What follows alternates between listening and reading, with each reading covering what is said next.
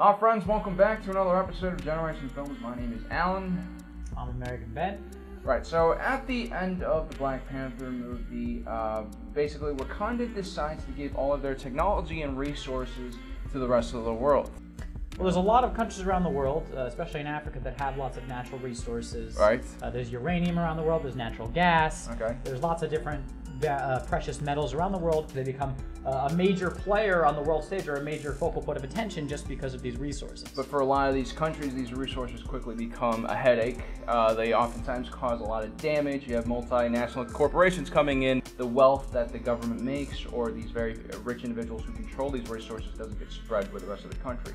But I think with Wakanda, you have a different type of situation where this is not a country that's going to get pushed or shoved around. It's almost like they have an upper hand in the negotiation table. The revelation that Wakanda is not some, dirt poor third world country as was previously projected to the world, right, comes not only the knowledge that they have this element Vibranium, but at the same time they're actually a very strong country that can defend themselves and probably kick the ass of even the greatest superpowers with the kind of technology they have. So do you think that the world will react in a way where they will actually unify against Wakanda and see Wakanda as a threat? I mean, that's definitely a possibility, right? I think war is very likely because it would instantly, supersede nuclear power, right, as the resource that makes you a serious player on the world stage. Well, I would argue, does Vibranium have the same destructive ability as a nuclear weapon? Because nuclear weapons still cause an immense amount of damage. Am I right? Or does the shield protect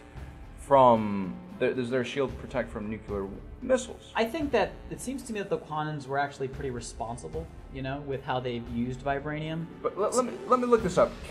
What I'm asking is, can we nuke Wakanda? Not that I want to, but could we nuke Wakanda? Because in that way, you have an equalizer right away. But right? if you nuke Wakanda, you might cause like a super explosion that would just blow up the entire Earth. I don't know how the interaction with Vibranium would work. Okay, I need to do this research real quick.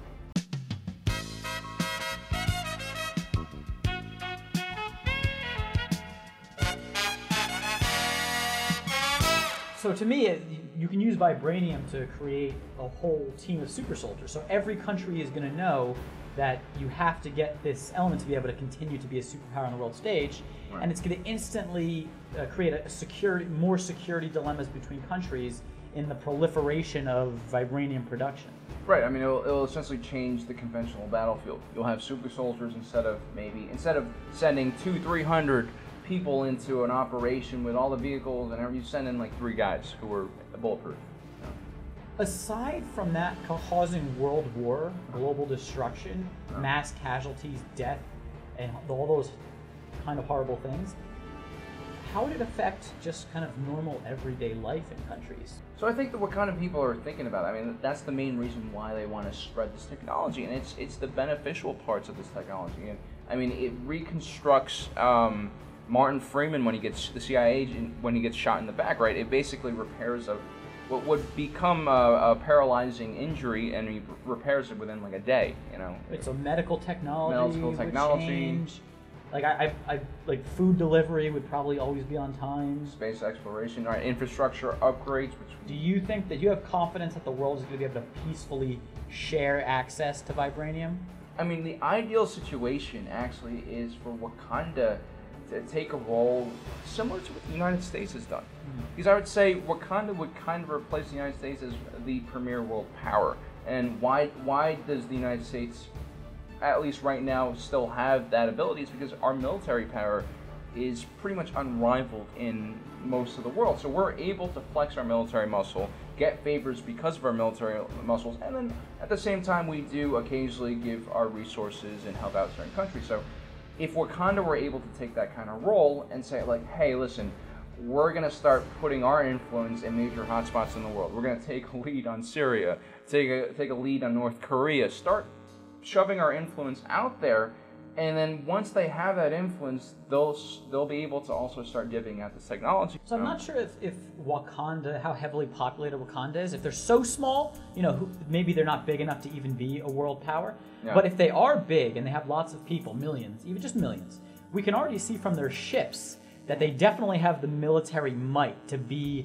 a global hegemon, a global superpower. I would argue that there are definitely small countries out there that pull a lot more weight than their population would make you think they could. Like Israel, for instance, is, I would consider, a world power, right? Yeah, Israel. So it's a good point. They have millions. They have 7 to 8 million people, and I'm sure Wakanda is smaller than Israel, but I'm probably somewhere in that range. Yeah, exactly. And Wakanda obviously has more advanced technology than Israel, so and education, all that kind of stuff. And education. I mean, exactly. The people in Wakanda are all highly educated. They're all they have this. They're basically an advanced society. You know. What I actually think we might see is, so not only can they defend their vibranium, right, but in a way, so when America was the global superpower right. up until about the end of the Cold War, when it became more of a regional superpower or just on par with some other countries, although of course it does lead the way, as you said, right.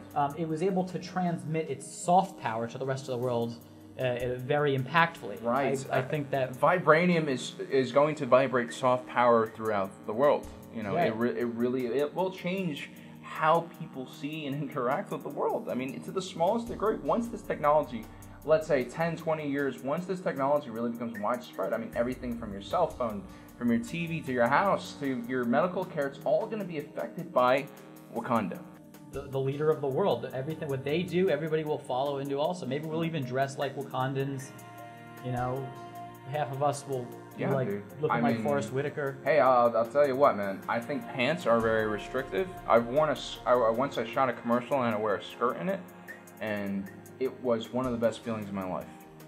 I think men out there, we should bring skirts back. I honestly think that I didn't expect this coming into this conversation because we didn't really overly think about this. We didn't think about this at all. No. But I think the main thing to look at here is how will Wakanda respond to a wave of people who want to emigrate there, travel, request to trade with them. Right. I mean, honestly, I think a lot of people are going to want to go there, and that's going to be one of the biggest problems there. What might end up happening is another. I guess they don't see. Wakanda is not a democracy. I was going to say there would be another rival, ultra-nationalist rival party that is anti-immigration, because in reality, Wakanda can't support the millions of people who are going to want there. So they're going to have to do some kind of very restrictive visa where you can go there to learn. Maybe each country has a certain amount of visas that are allowed to go there, learn from their doctors, learn from their scientists, their engineers, and take that knowledge back to the rest of the world. The rest of the world will probably be very invested in Wakandan politics, because if the wrong person comes into power, it will threaten the rest of the world. And that's a great point. At the end of the day, Wakanda, despite being a great place, the king is still elected through one of the most primitive ways I've ever seen. Right. Essentially, it's a blood duel. Blood duel? I'd go with blood duel. Blood duel. Yeah. I mean, the whole thing is once the guy gets old and wise, which is probably when he becomes a good ruler, he'll probably get killed by a younger guy. China for thousands of years bended at the whims of whoever the emperor was.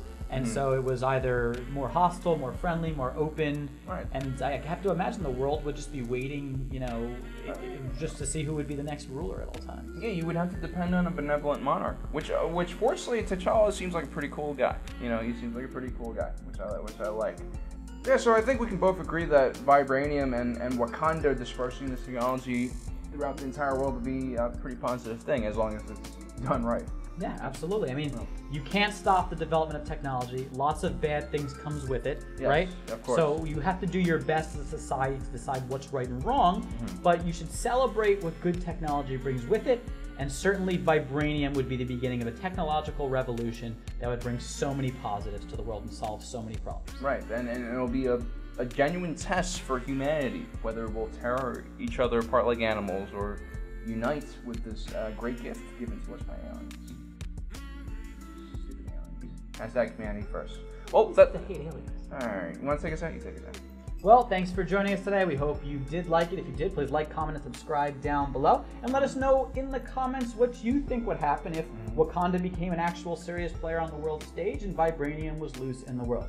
And remember, movies and motorcycles are the only escape from this cold, brutal world we live in. Generation Films, out.